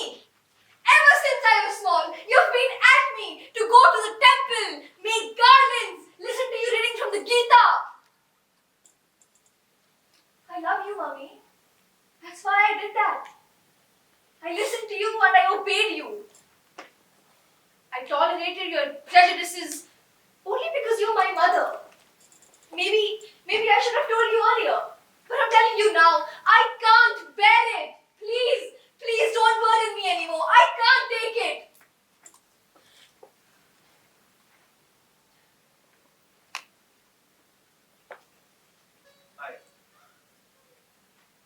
I never could express my feelings as well as you, Smita. Perhaps my religion oppressed me far more. Why did you tell me how you felt? I knew you would have understood, but I didn't want to tell you. But why? Because it would have been a triumph for you over Mummy. And I couldn't do that to her. How easy for us to just join forces and make her feel she was wrong. How easy for us to just push her over because you had me telling her exactly what you wanted to tell her yourself. What would you have done? Shut yourself from us? We wouldn't let you off so easily. We would have hounded you. We wouldn't let you forget that the spirit of liberalism ran in our blood and that you were the oddity, the outsider. How would you have felt? How weak and how frustrated would you feel? You understand what I mean, Mummy, don't you?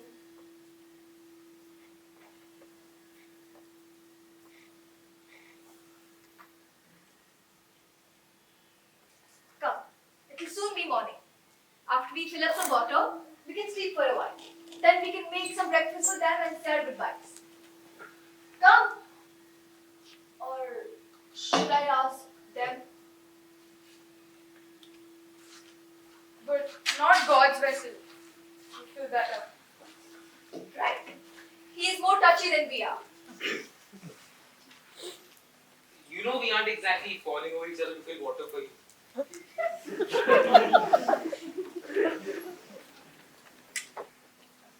You said the same thing to her. What I told Baban. You told her. You said you wouldn't listen to her criticism because she was not proud of her. What do you call it? Inheritance. I said religion. Same thing, I suppose. We aren't very different, you and me. We both feel pride.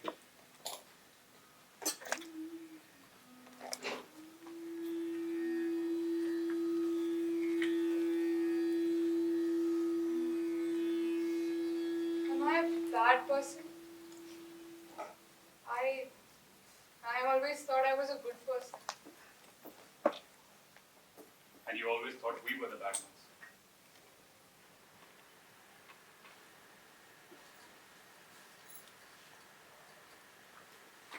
She is so much like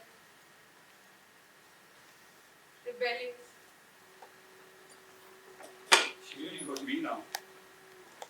How? Oh.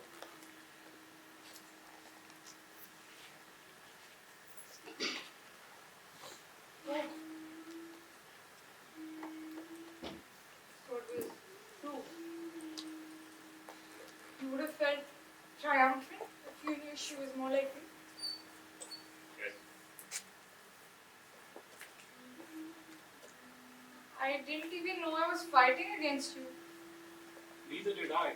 I always wanted you to see the reason, but that's not fighting.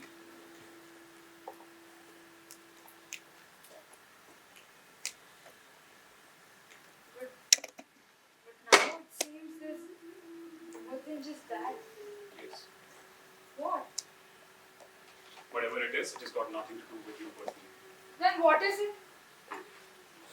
There are things that are better left unspoken. To me, your wife. To anyone.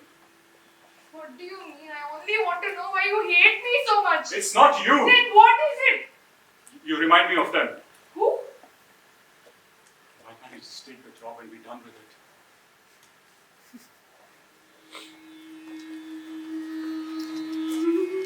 Keeping some secret from me.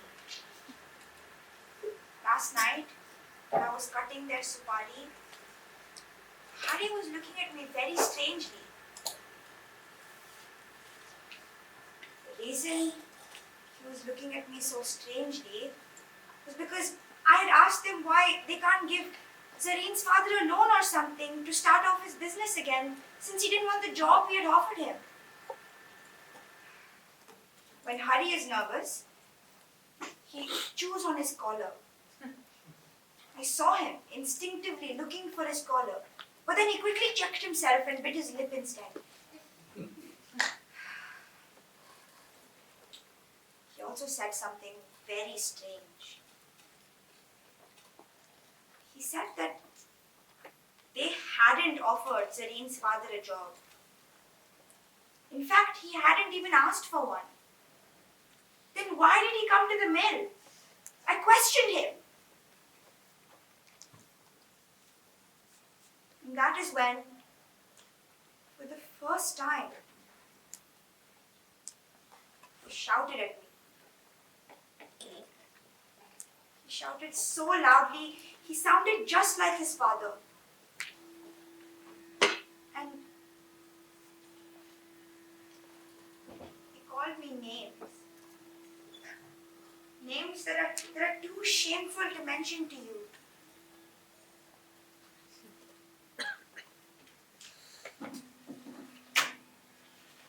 My cheeks went red. I forgot about Zareen's problems. I was confused. But yet I wanted to please Hari. I couldn't bear his silent anger. I took out the brocade dupatta that Zareen's mother had embroidered for me, with golden chunkies.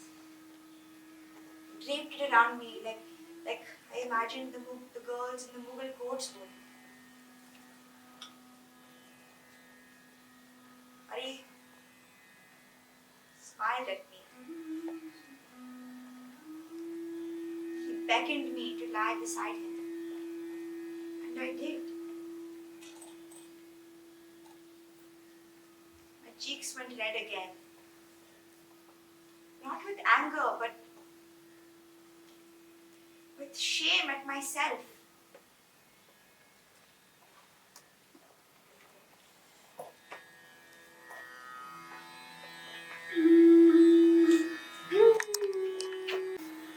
Oh, you're up so early? When did I sleep? What were you doing? Listening to everything happening here. I was doing the same. You're very lucky. What? hope you have the same freedom that you have here in your own house. I think one can create one's own freedom wherever one may be. You're also very foolish. Foolish. To think you can create your own freedom. Well, I suppose they could beat me up and lock me in a room. Yes. They could.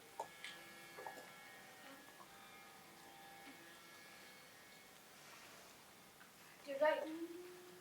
I can say what I want, go where I feel like going, choose my own friends.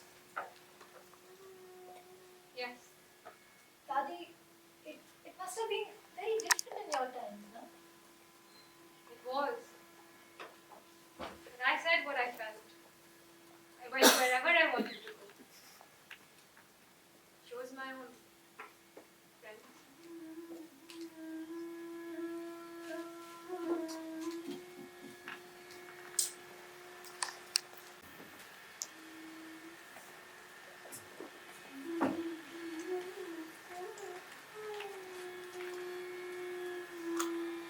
I haven't been speaking to Hari for days after that. I can't trust Kanta to tell me what is happening. She makes up her own stories when she doesn't know the truth. So, I decided to speak to Zareen. I had to know what was happening. Kanta insisted that she came with me. So, when Hari's mother went to sleep in the afternoon, we went there. The men were not to be seen. We went right in. The women were clearing the table. The men had just eaten and gone. Thank God. I could tell by their faces that something was wrong. The women brought out the dictionary thalis and laid them on the table. I opened the lids and I smelled their food. Come, sit with us, Zareen said to me. I looked at her eyes and they were red. Her mother never looked at me.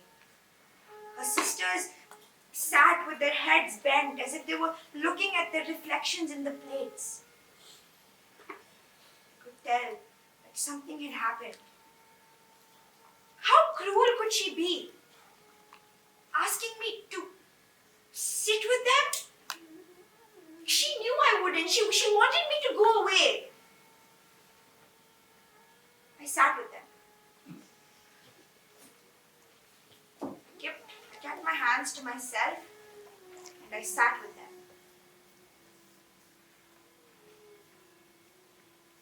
I couldn't bear the silence and I asked them what was wrong. They didn't answer me. I watched them eat those things. I could feel my head throbbing and my stomach churning. I vomited. I saw Kanta staring at me, horrified. Zareen stood up. I reached out for her. I thought she'd help me, but she screamed at me instead. Kanta rushed to me and helped me up. And as we staggered out, I could hear Zareen. Are you happy? Are you happy? I didn't know what she meant and I didn't care then. I wanted to go home.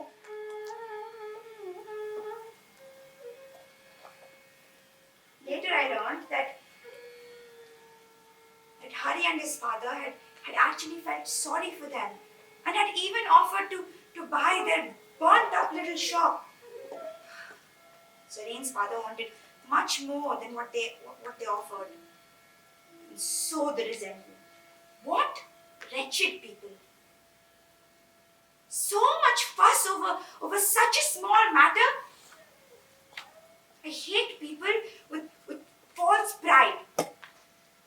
As if it is their birthright to ask for more than they deserve. Such wretched people.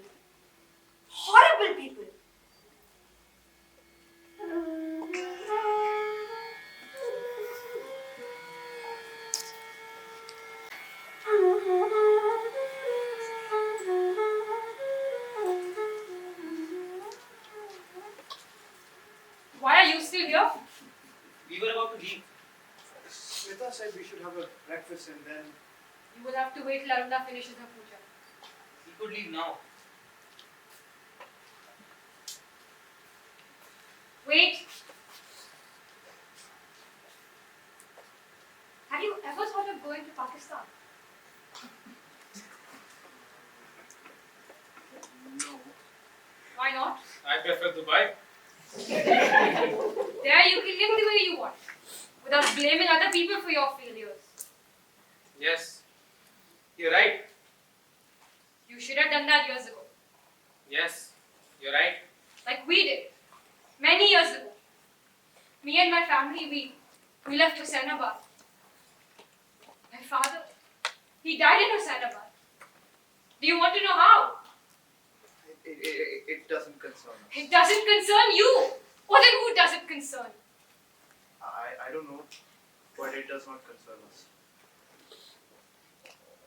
On the streets. He was beaten up on the streets. While we were waiting for him to come and take us away from this hell, he was dying on the streets. It still does not concern us. We don't want to hear it. You blame us for something that happened 50 years ago. And today, if something happens to my sister, can I blame you? What happens to your sister does not concern me. It doesn't concern you. Your sister deserves it. She deserves it. Zareen deserves.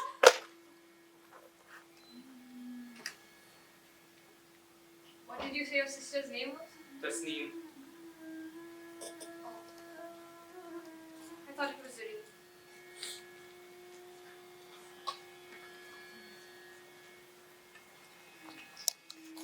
Saying it's not true. I did eat their food. Katha's lying. Ah! Don't hit me.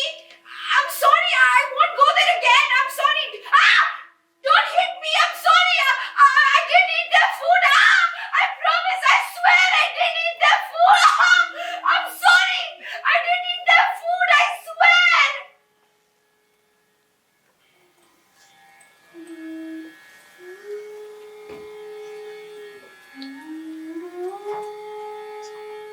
They hurt me so much. Oh God! Why do I have to suffer? My own family. I just wanted them to be my friends.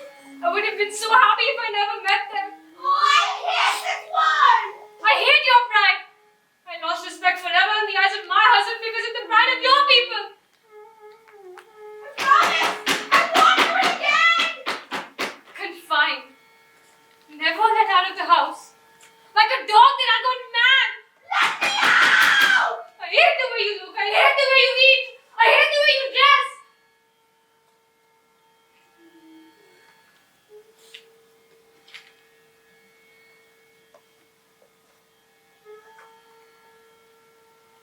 Don't blame them. You can't understand how I feel. I can. They are not you. I cannot forget. I just cannot forget.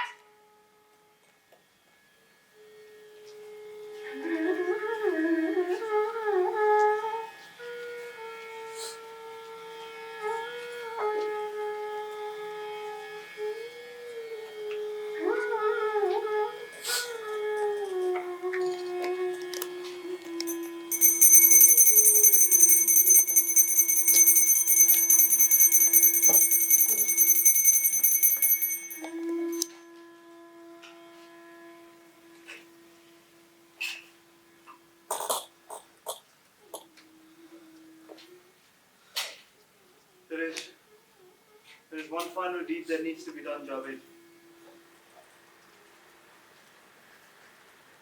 God knows my intentions are pure. It has to be done. To prove to them Don't come here. that we also believe. Stop, stop, stop. Put that back. Oh God, no. Put that back. Put that back. See? See? I'm touching God.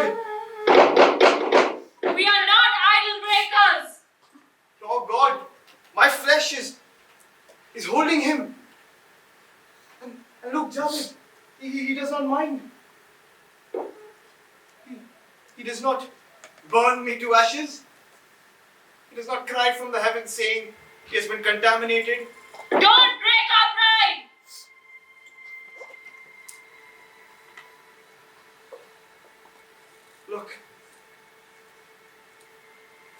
Look how he rests in my hands. He knows I cannot harm him. He knows his strength. I don't believe in him, but he sure does believe in me. He smiles. He smiles at our trivial pride and our trivial shame. Don't break our pride! Look, Javed. He doesn't humiliate you. He doesn't cringe from my touch. He welcomes the warmth of my hand. He feels me and he welcomes him. I hold him who is sacred to them. But I do not commit sacrilege.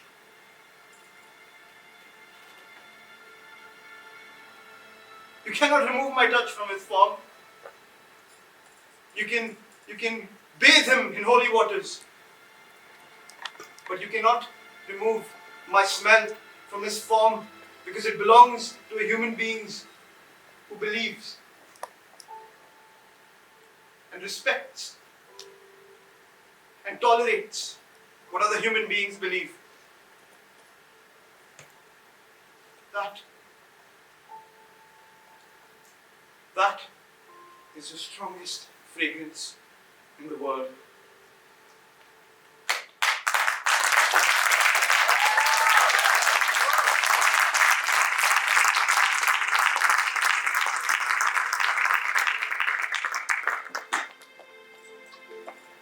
Is there nothing left that is sacred in this world? The tragedy is that there is too much that is sacred. But if we believe in one another, nothing can be destroyed. And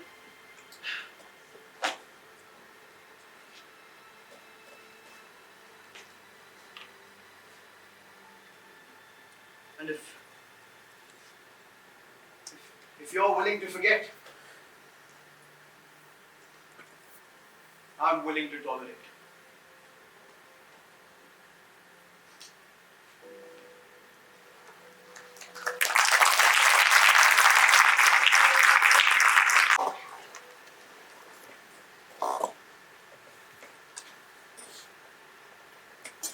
So, those boys left.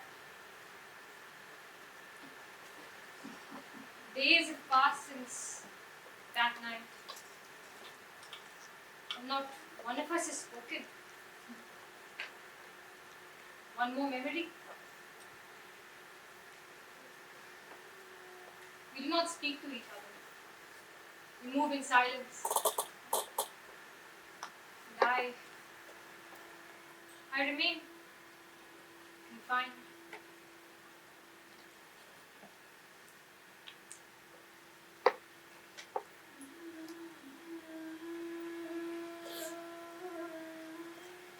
Haven't you gone to your shop? No. It's late. Your workers must be waiting for you. I can't go. Why not? I don't think I can enter that shop anymore.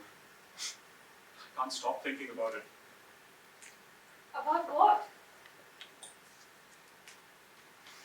I don't have the face to tell anyone. For me, there's no getaway. There's no escape. What are you talking about? It's their shop. It's the same burnt-up shop that we bought from them. At half its value.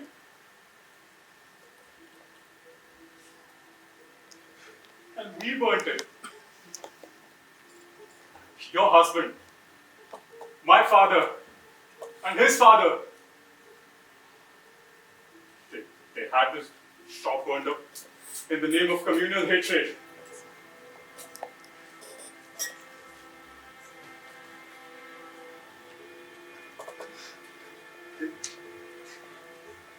They just wanted to start a mill like ours. That's it.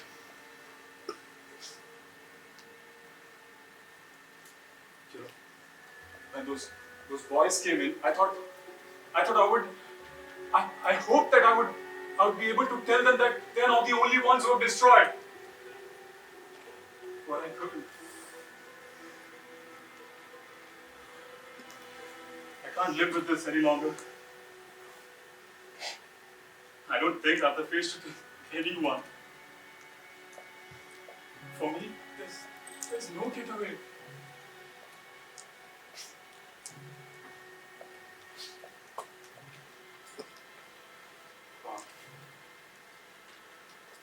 It wasn't that those people hated you.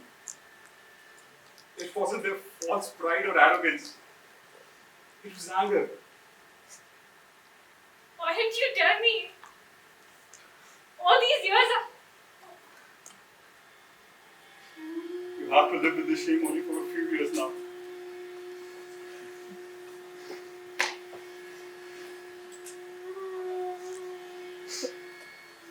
Do you think they'll ever come back? If you call them, they will. But again, if it's late, they may not.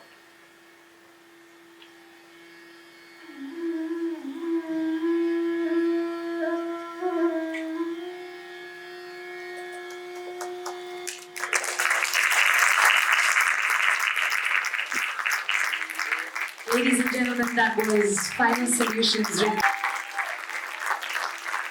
I would like to introduce you to the cast. Put your hands together for Nandini Bhattacharya as Daksha.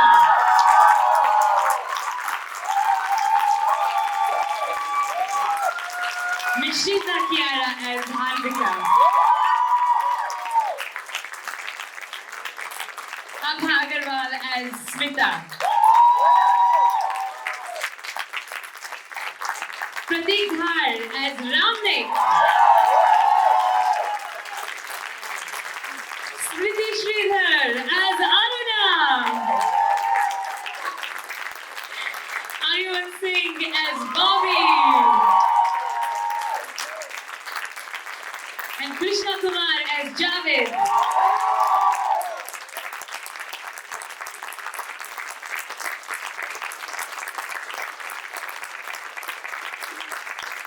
To the excellent mob of Fariha Badar, put your hands together. Sahel Samyani, Marian Fernandez, Shayan Sadana, and Mahira Gangwani.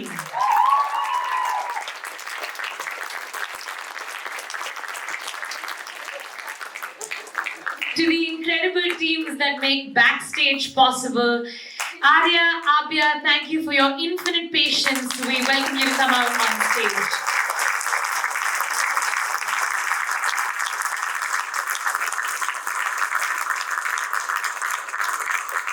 On photo and video, we have Vishnu and we have Liz. The wonderful Kufu on lights. We got a special shout out to Kufu a little later. The team of the Hive, who's in the audience right now, stand up and wave, guys. But above all else, the person whose play this truly is the beginning and the end. Ladies and gentlemen, put your hands together for the most incredible Huda Baldar.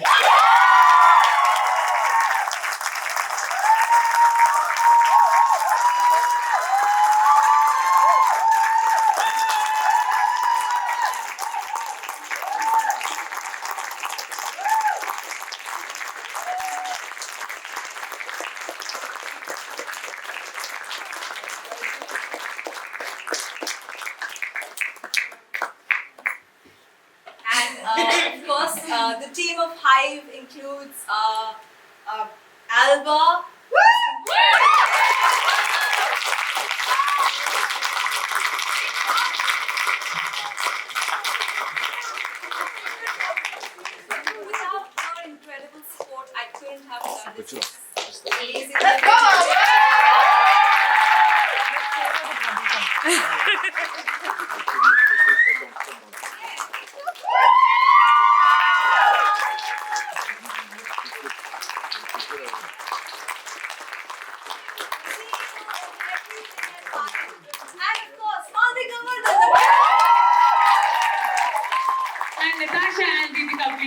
up, come on up, come on up, come on up, come on up.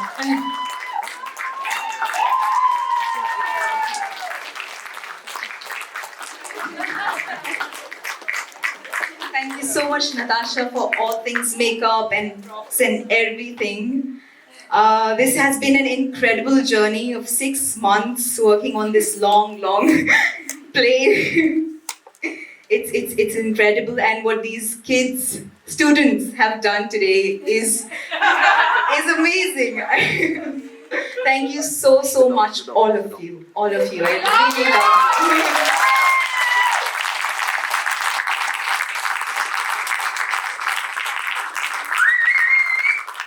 Thank you, audience members. Thank you for being here. All the parents who supported this for all late night rehearsals and everything that went into costumes and makeup and everything. Thank you so much for all your support. We really appreciate this.